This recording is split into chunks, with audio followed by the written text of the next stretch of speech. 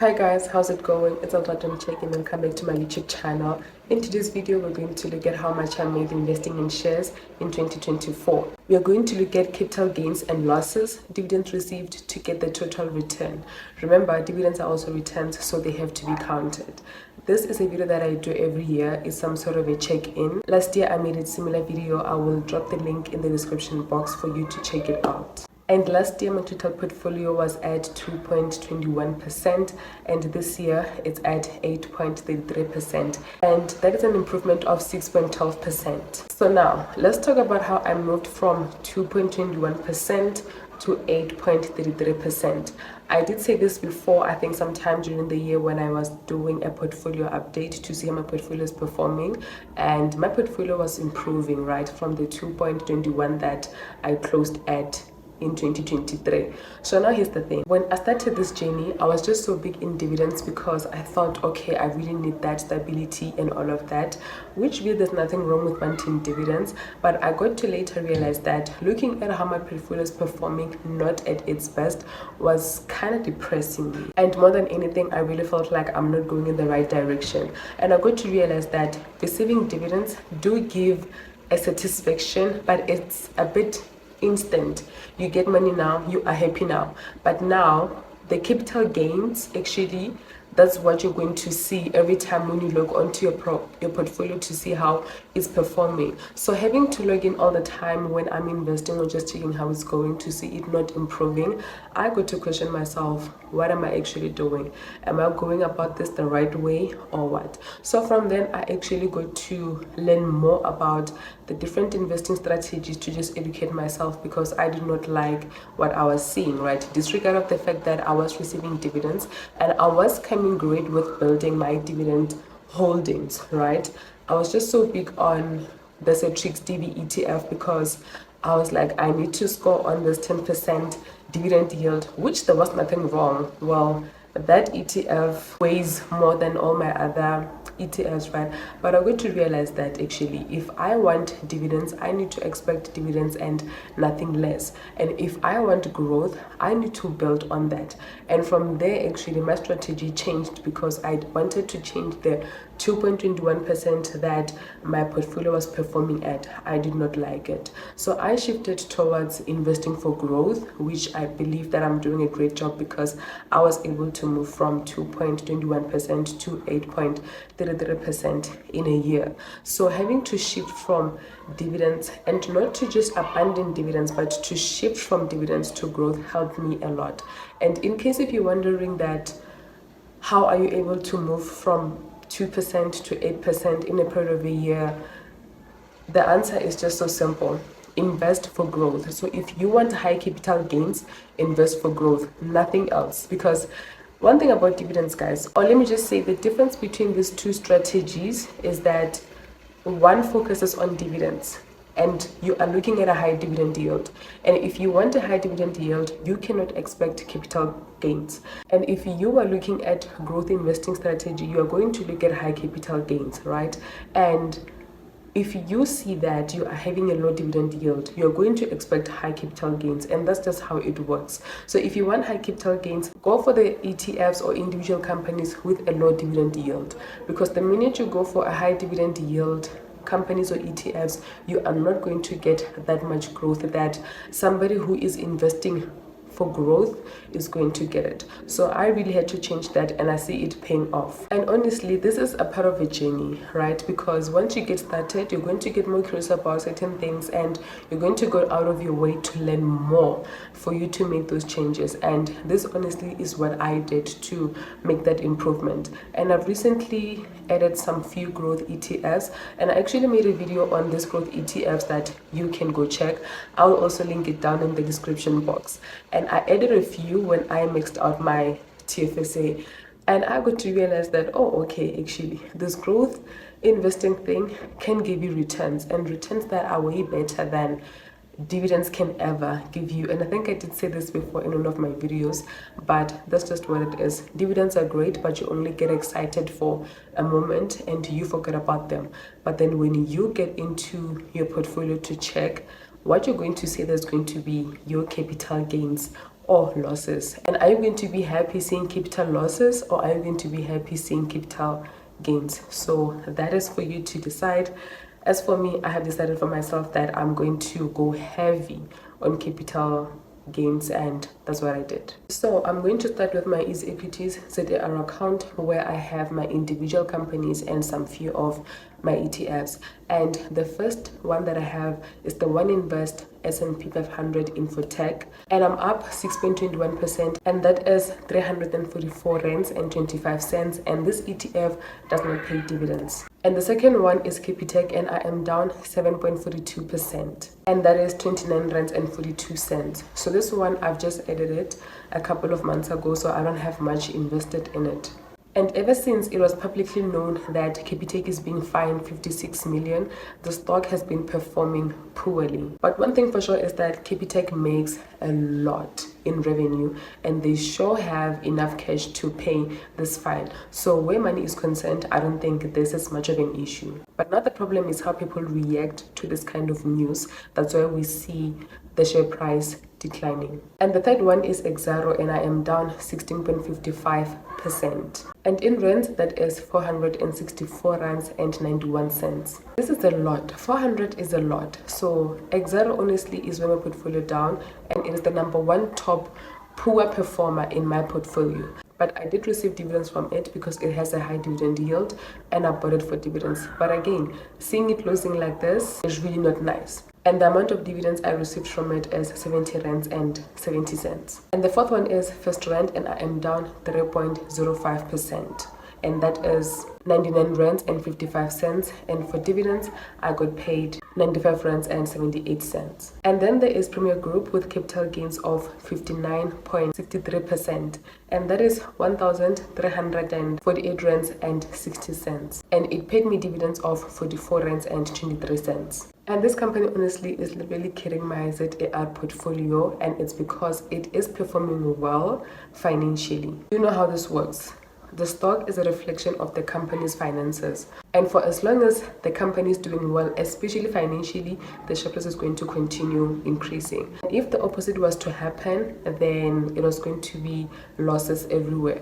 So currently, the Premier Group is the top food producer or manufacturer, and the results performing well. And on number 6, I have the Cetrix MSCI World ETF, and I have just recently added it, and I am up 2.15%, and that is 25 rands and 35 cents. I've added this ETF recently, and the Signia MSCI US ETF, and because I had maxed out my TFSA and I wanted to add more to my portfolio, and I did not want to take all the money and put it into individual companies, so I had to go and choose the ETF that I'm going to invest more, and I chose these two because they are growth ETFs. Like I did say that I am slowly moving from dividends investing to growth investing, and that's why I chose these two ETFs, because they are giving good growth. On number 7, I have ShopRite, and I am down 4.02%, and that is 39 rands and 97 cents. And I have not yet received dividends from it because I've just recently added it,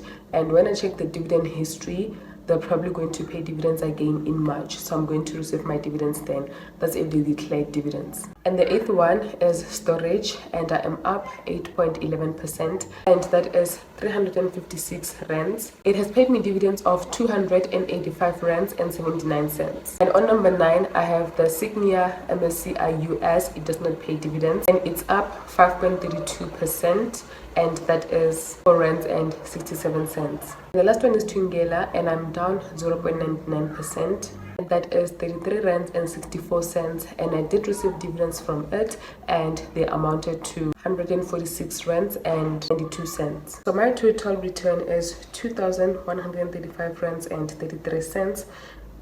It is made up of the total dividends of 643 rands and 42 cents and capital gains of 1,491 and 91 cents.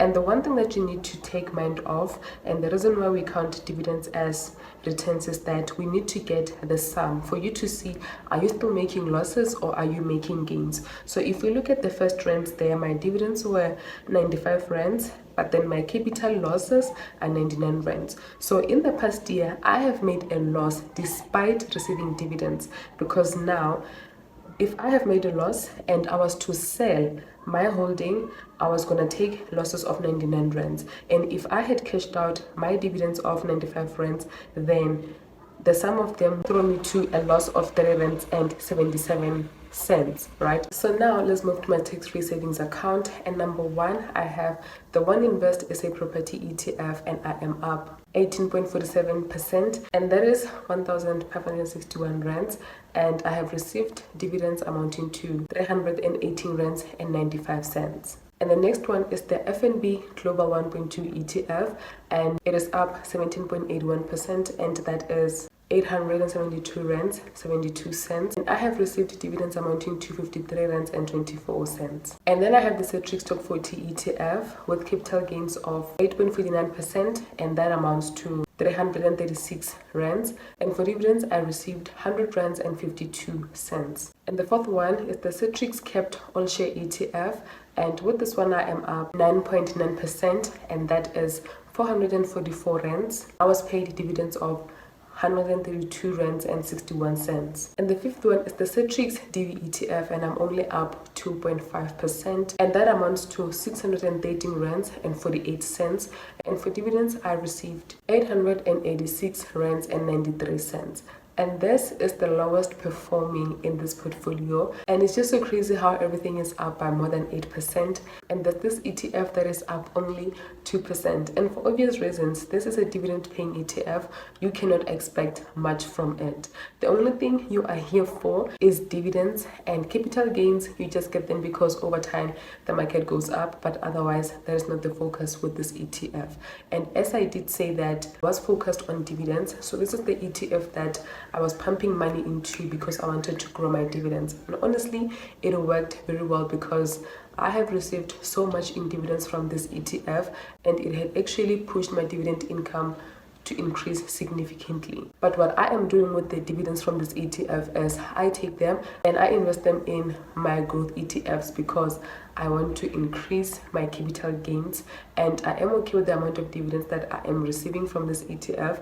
My plan for the longest time was to always receive at least 1,000 rands from this ETF, and obviously when now the tax year starts and I'm going to continue pumping money into this ETF, obviously not aggressively just every month, they will grow, and by the end of the year I'm pretty sure that I would receive at least 1,000. And the sixth ETF, being the best performing ETF in my portfolio, is the Nasdaq 100 ETF, and I am up 27.41%, and in rands that is 1,582 rands, and it does not pay dividends. And the last one is the Signia S&P 500 ETF, and I am up 19.15%, and that amounts to 2.1. And for dividends, I received 93 rands and 94 cents. And in total, my portfolio is up 11.92%, and I am happy with this because at the very least, I want my capital gains in this portfolio to be at least 10%. Simply because I only have ETFs in this portfolio. Of course, I would have them because there are no individual companies, and I chose some of the best performing ETFs and only 2 dividend ETFs. So I don't expect anything less from this portfolio. So my total dividends from this portfolio were 1,585 rands, and capital gains amounted to 7,003 rands and 15 cents, and the total returns are 8,588 rands and 89 cents. And onto my US portfolio that I've just started building after I have maxed out my TFSA. Let's look at what I am investing in. And the first ETF I have is the JP ETF. This is one of the most popular ETFs that pay dividends monthly, and obviously I chose it because of that. So with this ETF, I'm up 1.27%, and that is $2.81, and for dividends I have received 85 rands and 87 cents. So now on the app, the dollars are not translated to rands, right? But we're going to see that at the end when I show you guys my spreadsheet of my total returns. So let's just continue with quoting the capital gains or losses in dollars. And the next one I have is Nvidia, and it does not pay dividends, and I am down 1.86%, and that is $1.18. And the next holding I have is Realty Income, and I am down 1.87%, and that is $1.17. And for dividends, I've only received R2.45. And the next one is Vanguard Total US Stock Market, and I am up 0.35%, and I've only received dividends of R8.63. And the last one is the Vanguard S&P 500 Growth ETF, and I am only up 1.49%, and that is $2.88. And for dividends, I've only received R3. So now let's see the sum of the returns. So my total returns are R235.53, and that is made up of the dividends of R99.95 and capital gains or losses of R135.58. And just looking in my portfolio, you just see that there is a huge improvement. And honestly, this is what you want to see as an investor. But then again, it requires you to make the right choices, to go out there, look for the best ETFs or for the best individual companies, the ones that you know that are either going to give you dividends or capital gains. So if you have not done this for yourself, I highly suggest that you go do it. Sit down with your portfolio and see, do you need to rebalance? What do you need to get rid of? What do you need to add? Just go and do this. It's going to help you a lot, because honestly, the thing of just investing because investing is an idea and something that we are told to do, and it's a good thing to do, but we should not do it for the sake of doing it simply because somebody said we must do it. We need to do it right, and that is by making money off of it, because it's one of the ways in which an average person like you and I can build wealth. So we have to go about it the right way to make sure that we are either getting dividends or capital gains. So go check out your portfolio, and if you need to do further research on your individual companies, go do it, because this thing of just investing, you have bought this company but you have no idea how it's performing now.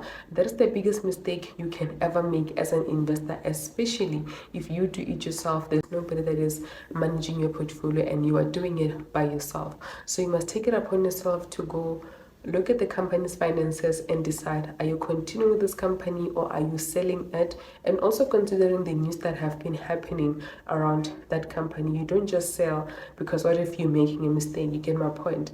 And again, don't just sell something because it's on losses. Remember, where capital gains or losses are concerned is you only get the money when you realize those capital gains or losses by selling those shares. So sometimes you just need to wait a little bit longer, wait some few years, and wait for that company to bounce back. And then if you want to sell, you can sell. But let's avoid this impulse buying and impulse selling. We always talk out the issue of just buying without doing research, but we also need to talk on impulse selling. So let's not be those people, and let's just keep on investing and being consistent, and all of this is going to pay off. So with regards to this video where I do a check-in to see how my portfolio has been performing and how much I have received, I guess I will see you guys next year, maybe same time. I don't know, but I will definitely do this again in the coming year to see if I have made an improvement. And honestly, that's what I want to see. So I'm just going to make sure that I keep on investing into the growth ETFs to just make sure that when now those percentages get to go higher, the money also gets to go higher. So thank you guys so much for watching. And if you have watched until this far, I thank you so much. And if you have not yet subscribed, please be sure to subscribe so that you can get a notification all the time when I post a video. Thank you so much, guys. I will see you in my next one. Bye.